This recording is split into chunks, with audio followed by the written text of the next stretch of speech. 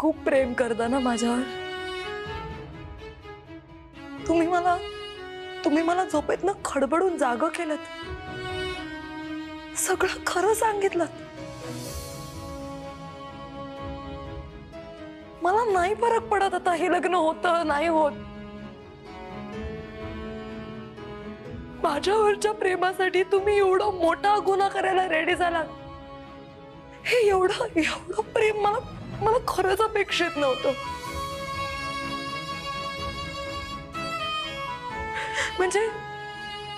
म्हणजे मी माझ्या प्रेमाच्या मागे धावत होते, पण तेव्हा मला कळलंच नाही की माझ्या आजूबाजूला एवढं प्रेम आहे। Thank you so much.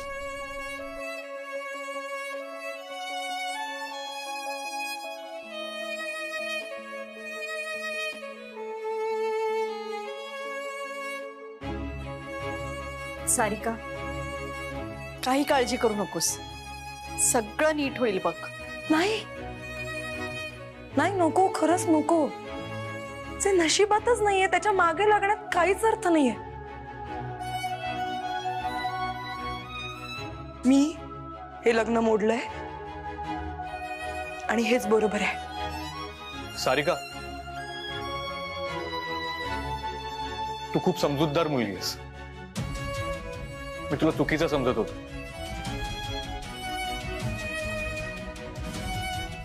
वहिनी, आम्हाला माफ करा। अहो नाही, माफी मी मागते तुमची।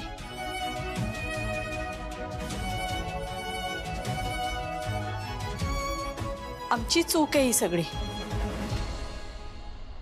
मला कौतुक वाटतं ते सारिकाचं। मला सारिका खरंच खूप आवडते हो। सारिका, तू लहान होतीस ना, तेव्हापासूनच तू मला माझी सून म्हणून यावीस असं वाटत होतं ग। आता वेदांत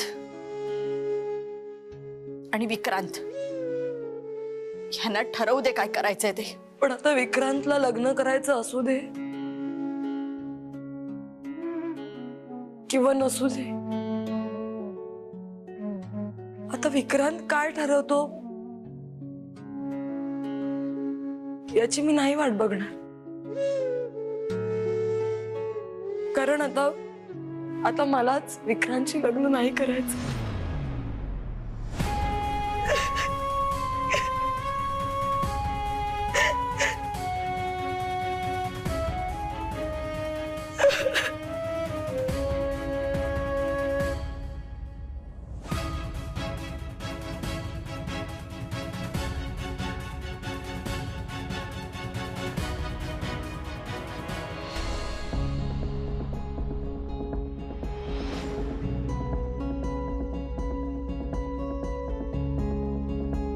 ताती,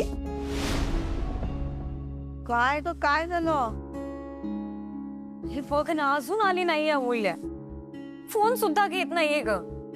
एकदा मेसेज आला होता फक्त, निघाले मी पोचते लवकर, अजूनही आलेली नाहीये। कालपासून गायब आहे। कुठे आहे, कशी आहे, काय करते काही कळायला मार्ग नाहीये। बरं, घरी आपली कोणीतरी वाट बघतंय, काळजी करत असेल, कशाची पर्वा नाहीये हिला। कुठे हो, जरा शांत हो। अगं, येईल ती, आणि तिने कळवलंय ना की निघालीये म्हणून। तू कशाला एवढी अस्वस्थ होतीयस? येईल ती, तू जरा शांतपणे बस बरं। तू काळजी करू नकोस। तू एक काम कर, आपल्यासाठी चहा टाक बरं, जा। हे बघ, आली अमूल्य। ये आई, जरा त्या आरतीचं ताट आण ना, ओवाळते मी हिला। ताई अगं नको ना प्लीज। हे बघ, मला माहितीये तू माझ्यावर रागावलीयस। छे, मी कुठे रागावलीये? मी तर ओवाळते ना तुला। साधा फोन नाही का ग करतायत तुला? मेसेजला तरी रिप्लाय द्यायचा। बरं सांग मला, काय झालं? विक्रांत कसा आहे, तो ठीक आहे ना? सारिका कशी आहे, काय झालंय तिकडे? आणि तिला जरा श्वास तर घेऊ देशील? ताई हे बघ, मी खूप थकलीये, आता नको ना हे सगळं प्लीज। हे बघ आत्ता ना एकही प्रश्न विचारू नकोस. मी आधी फ्रेश होते मग सांगते सगळं. अण्णा आले ना की सगळ्यांना सोबतच सांगते. अगं पण मला ताई, अगं मी म्हणते ना, मी सांगते सगळं. हे बघ खूप प्रवास झालाय, रात्रभर झोप नाही. अगं सोपं नव्हतं ते. दमलोय आम्ही त्या प्रवासात. थोडं समजून घे ना प्लीज. पण लग्न झालंय की नाही ते तरी सांग. नाही झालंय लग्न. हेच ऐकायचं होतं ना तुला?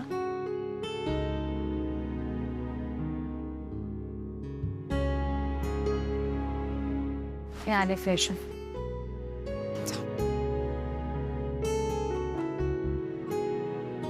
आरती, नको एवढा जीव लावूस पोरी.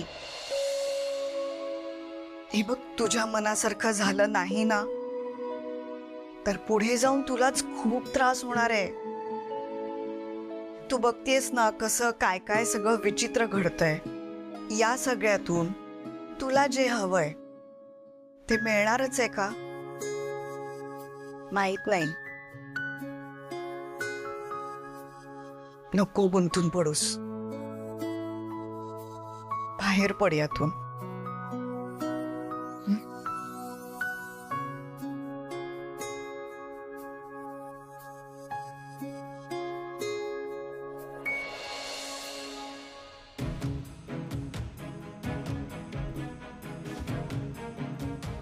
एक मिनिट, मला बोलायचंय.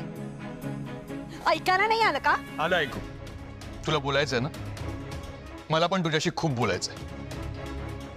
आंघोळ करतो, चेंज करतो आणि येतो. विक्रांत, तू पण फ्रेश होऊन ये. तुला सांगितलं ना, मला आत्ता बोलायचंय. नाही, मला आता नाही बोलायचं. आलो आम्ही. वेदांत, विक्रांत, वेदांत.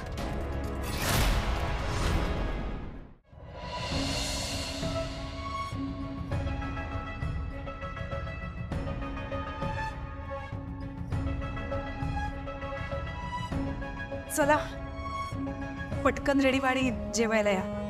मला भूक नाहीये. सार्थक, तू जेवणार आहेस? कोणी जेवू तरी कसं शकतं आता? निदान मला कळवायचं तरी तुम्ही येणार होतात तर. कसं कळवणार सांगा ना. कमी प्रयत्न केलेत मी. सगळ्यांचे फोन बंद. त्या ड्रायव्हरला कॉल करतोय, तो सुद्धा फोन उचलत नव्हता. पप्पा, तुम्ही सांगितलं तुम्ही पुण्याला जाताय आणि तुम्ही. काय बोलू मी पप्पा?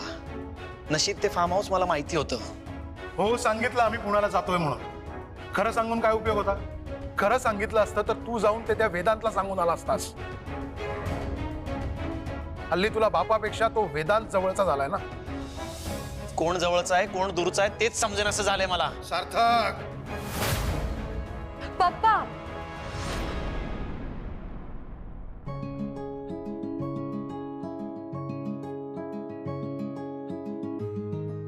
पप्पा, दादा, प्लीज प्लीज शांत व्हा. हे बघा, जे झालं ते बरं झालं. कारण जे होत होतं ना ते चुकीचं होतं. जे नाही झालं त्याचं दुःख नाहीये मला, खरंच. फक्त प्लीज आता या घरात तो विषय आपण पुन्हा नको काढूया. नको बोलूया त्या विषयावर प्लीज. दादा, वहिनी, हात जोडते, मी विनंती करते, नको बोलूया त्या विषयावर. जा तुम्ही फ्रेश व्हा. हे बघा, मी खरंच बरी आहे. मला आतनं खूप बरं वाटतंय. फक्त आपल्या या घरात मला आता शांतता हवी, बस. कराल तेवढं?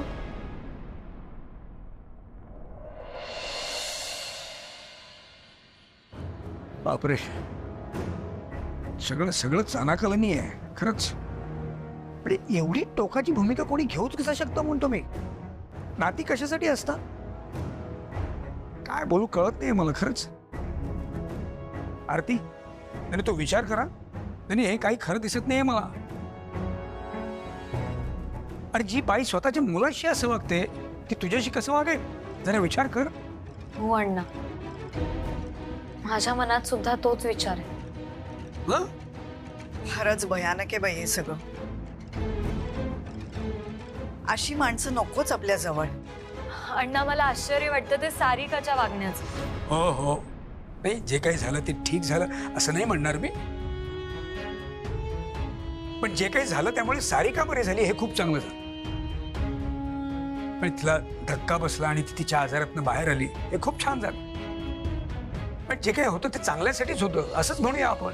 बरं, ती जी काही परिस्थिती होती त्यावेळेची ती परिस्थिती सारिकाने खूप छान सांभाळली. आता काय झालं असतं जी कल्पनाही करवत नाही खरंच. तिला वेडी ठरवणारे स्वतःच वेडे ठरले. तिच्या मानसिक आजारावरती चुकीचं औषध देणारे हे सगळेच मोठे. त्यांनाच उपचाराची गरज आहे की काय असं वाटायला लागलंय मला. मग ते बडवाई काय, ते नूतन काय. अहो भाऊजी कसे आहेत हे आपल्याला आधीपासून माहितीये. ते कधी कसं काय वागतील सांगता येत नाही. पण नूतनताई स्वतःच्याच मुलाला कसं त्रास देऊ शकतात? म्हणजे आपल्या मुलाचं सुख राहिलं बाजूला, आपणच आपल्या मुलाला त्रास कोण देतं? आई, कदाचित मी चुकत असेल, पण विक्रांतच्या आईसाठी मुलं महत्वाची नाहीये. त्यांच्यासाठी फक्त स्वतःचा अहंकार महत्वाचा. त्यांना मुलं म्हणजे हातचं खेळणं वाटतं. अण्णा, आपण नात्यांना किती जपतो, किती महत्व देतो. नात्यांमध्ये इगो कधीही येऊ देत नाही.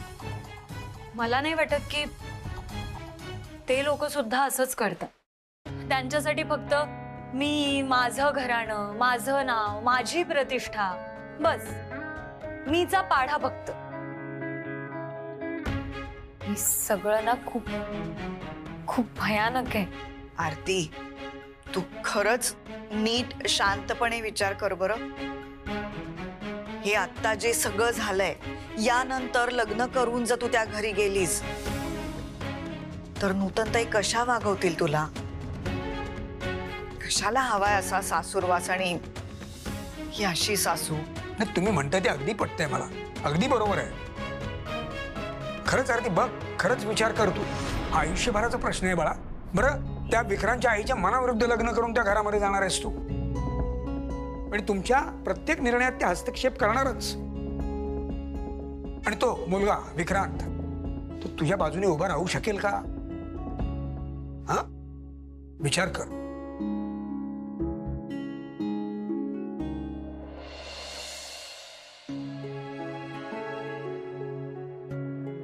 बच्चा, कशी आहेस बाळा? बरं वाटतंय ना ग? हे बघ, आजची रात्र मी तुझ्याजवळ झोपते. नको मामा, मी बरी आहे. निदान आजची रात्र तरी झोपते. आजच्या रात्रीत काय असं वेगळं आहे? मी खरंच सांगते, मला आता जेवढं शांत वाटतंय ना, तेवढं याआधी कधीच वाटलं नव्हतं. पहिल्यांदा असं वाटतंय मनावरचं मळ दूर झालंय. सगळं स्वच्छ दिसतंय आता. हे बघा, तुमच्या चेहऱ्यावरची भीती मला कळतेय. तुम्हाला असंच वाटतंय ना की मी माझ्या जीवाचं बरं वाईट करून घेईन किंवा परत वेड्यासारखं वागेल? डोंट वरी, मी असं काहीही करणार नाहीये. अजिबात चिंता करू नका माझ्यासाठी तो चॅप्टर आता कायमचा क्लोज झालाय. ऍक्च्युली यु नो व्हॉट, बरं झालं मी या फेज मधनं गेले. क्लॅरिटी आली आहे मला. म्हणजे मनावर जी जळमट होती, जे कन्फ्युजन होतं ना, ते सगळं दूर झालंय. कसं असतं ना, कुठलीही भावना पराकुटीची अनुभवल्यानंतर जेव्हा कळतं की ती भावना आपली नव्हतीच कधी, तेव्हा एक पोकळी निर्माण होते. हे बाळा, नको का इतका विचार करूस? बेटा, इतकं मनाला लावून घेऊ नकोस. हे बघ, अजूनही वेळ गेलेली नाहीये. पप्पा, कशाची वेळ गेलेली नाहीये. तुम्हाला नाही कळते मी काय म्हणतेय ते. हे बघा, तुम्ही कितीही अट्टहास कराल, विक्रांतची आई काहीतरी करण्याचा प्रयत्न करेल. पण हे सगळं जे होतंय ते चूकच आहे. ते लग्न जे होत होतं ते चुकीच्या पद्धतीनेच होत होतं. हे बघा, याचा अर्थ असा होत नाही की मी माझ्या आयुष्यात कधीच लग्न करणार नाही किंवा मी कायमची एकटी राहील, असं नाहीये. फक्त आत्ता या क्षणी मला कुठलाही टोकाचा निर्णय घ्यायचा नाहीये. हे बघा, मला माहितीये तुम्हाला माझी खूप काळजी वाटते. मी खरंच सांगतेय, मला आत्ता खूप शांत वाटतंय. तुम्ही अजिबात चिंता करू नका माझी. आज खरंच मी खूप शांतपणे झोपणार आहे. त्यामुळे तुम्ही पण जा, शांतपणे झोपा आता. हे बघा, मला माहितीये मी तुम्हाला दोघांना खूप त्रास दिलाय, पण मला एका गोष्टीचं समाधान आहे की माझ्या आई-बाबांचा माझ्यावर खूप जीव आहे. खूप प्रेम करतात दोघं माझ्यावर, आणि आता मला तेवढं पुरेसं आहे. खरंच मला आता काही नको दुसरं. एक गोष्ट कायम लक्षात ठेव, आई वडिलांचं प्रेम नेहमी सोबत असतं. फक्त त्याची जाणीव हे असं काहीतरी महाभयंकर घडलं ना की मग होते. फायनली एका स्वप्नातनं कायमची जागी झालीये मी. बाळा, आता झोप शांत. पप्पा, माझं एक काम कराल प्लीज? हो बेटा, बोल ना. माझ्यासाठी एखादी चांगली नोकरी किंवा एखादा चांगला बिझनेस बघाल. म्हणजे ना, मी आता ठरवलंय स्वतःला कामामध्ये झोकून द्यायचं. मला आता कामामध्ये यशस्वी बनायचंय. सारिका बडवाईक आहे मी, तुमची मुलगी आहे.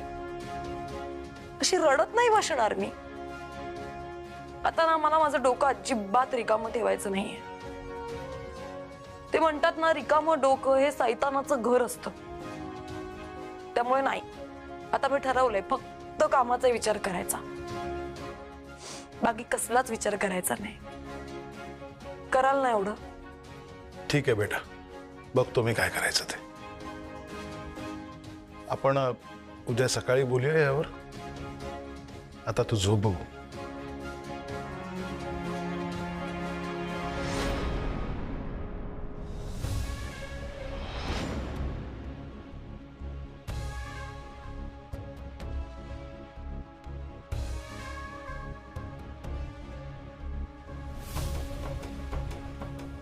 बोल आई, काय बोलायचं होतं तुला? तुम्ही सगळे तिकडे आलात आणि जो काही गोंधळ घातलात तो शोभला का तुम्हाला? तू बँडवाला बनून आलास, स्वतःच्या इमेजचा थोडा सुद्धा विचार केला नाहीस का? एक मिनिट आई, माझा भाऊ महत्वाचा का माझी इमेज? का तुला तुझी इमेज जास्त महत्वाची वाटते? माझ्या लहान भावाचं लग्न, ते सुद्धा त्याच्या मर्जी विरुद्ध तुम्ही लावून देत असताना अगं मी बँडवालाच काय, डाकू बनून पण आलो असतो. तू असाच कायम माझ्या विरोधात जाणार आहेस का? नाही आई, मी कधीच तुझ्या विरोधात जात नाही. अगं पण तुझ्या लक्षात येत आहे का ते बडवाई काय करत होते? अगं ते या सिच्युएशनचा गैरफायदा घेत होते. आई, अगं विक्रांतला डांबून ठेवलं होतं त्यांनी. हा गुन्हा आहे. आणि विक्रांत मला बोलला की त्यांनी त्यांच्या गार्ड्सला सांगून ठेवलं होतं की जर विक्रांतने पळून जाण्याचा प्रयत्न केला तर त्याला गोळ्या घाला, आणि जर मी तिथे दिसलो ना तर मलाही गोळ्या घाला. हे चाललं असतं का तुला? मी जर बँडवाला बनून आलो नसतो ना तर त्यांनी मला गोळ्या घातल्या असत्या. ऍक्च्युली बरं झालं असतं, आम्ही दोघेही मेलो असतो आणि हे सगळं कायमचं संपलं असतं आणि तुलाही बरं वाटलं असतं. काय वाटेल ते बोलू नकोस. तुमचं मरण बघण्यासाठी जन्म दिलाय का रे तुम्हाला? दोघांसाठी 9-9 महिने कष्ट सोसलेत मी. विक्रांतच्या वेळेला इतका त्रास झाला, तो या सगळ्यासाठी सहन केला. हे बघ, तुमचं भलं माझ्या हातात आहे आणि तेवढ्यासाठी हे सगळं केलं मी. त्या बडवाईकांना वाटतंय की त्यांच्या मुलीला बरं नाहीये म्हणून त्यांनी विक्रांतला किडनॅप करून त्याचं लग्न लावण्याचा प्लॅन केला. आई पण तू साथ दिलीस त्यांना. तुम्ही दोघांनी हे प्लॅन केलं आणि तुला एकदाही आमच्याशी बोलावंसं नाही वाटलं. परस्पर जाऊन सगळं ठरवून आलीस. मला आणि आद्याला अंधारात ठेवलं. आई, एकदा तरी चर्चा करायची होतीस ना. चर्चा करून निर्णय होत नाहीत. हे नव्याने शिकले मी राजकारणात. निर्णय घ्या, थोपवा. लोक मुकाट्याने सहन करतात. आई, अगं आम्ही लोक आहोत का? आम्ही तुझी मुलं आहोत.